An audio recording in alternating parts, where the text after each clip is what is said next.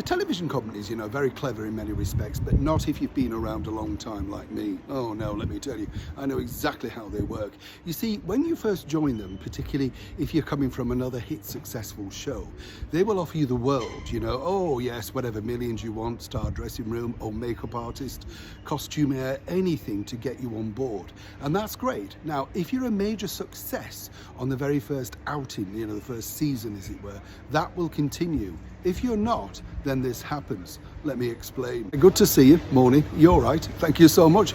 We've all liked this guy. You know, we've liked him for years over here in the United Kingdom on Strictly Come Dancing. And over in America, he's been a big success with Dancing with the Stars. We're talking about Bruno Tonoli. And what's interesting is I've known him since he'd been a backup dancer many years ago with Bananarama. Yeah, so, I mean, this is, the thing is, when you're a bit long in the tooth, you've met them all on the way up, you meet them all on the way down, trust me.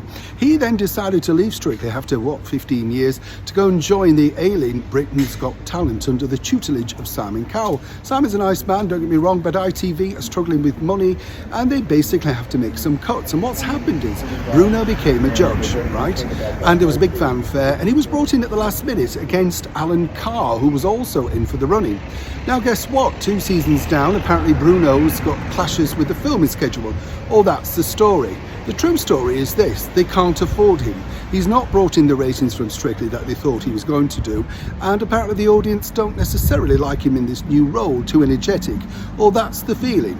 And the woke channel, you see, have decided, well, look, you know, we don't necessarily need you. So what they're now planning to do is get somebody in, well, he can't fit in certain dates, test them out. However, according to sources, and as ever we have to say allegedly, bosses at the top of the tree would just like him wiped out completely and a brand new judge brought in. That's the brutality of show business. But you see, Bruno can't return to Strictly Come Dancing, or can he? You see, the problem is he had the judge's slot for ages. That's now been taken over by Anton de Beck, and that's proved very successful for Anton. He won't want to give up the seat, so where do they place him in Strictly? Now, there may be a vacancy because Gianardo, whatever he's called, Benice, could be in problematics as well. He was one of the featured dancers, but Bruno possibly a little bit too old to be a featured dancer. Now, this is, as I say, the brutality of television. What's happened is this: Bruno's tested it, it's failed, and maybe he doesn't necessarily need to return to a major TV series, but he likes the money, likes the fame.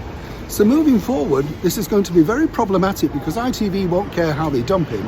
Advertising revenue is down, ratings are down, people are not tuning in to this little loved brand anymore.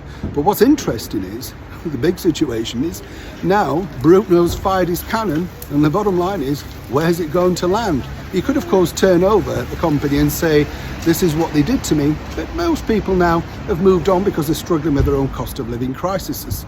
But truly, this is truly the background stuff that goes on in the world of television. All smiles on screen with plastic faces and of course lots of Botox. Behind the scenes, it's the day of knives, and more importantly, the night of knives once the axe starts to fall. Neil Sean in the very heart of London.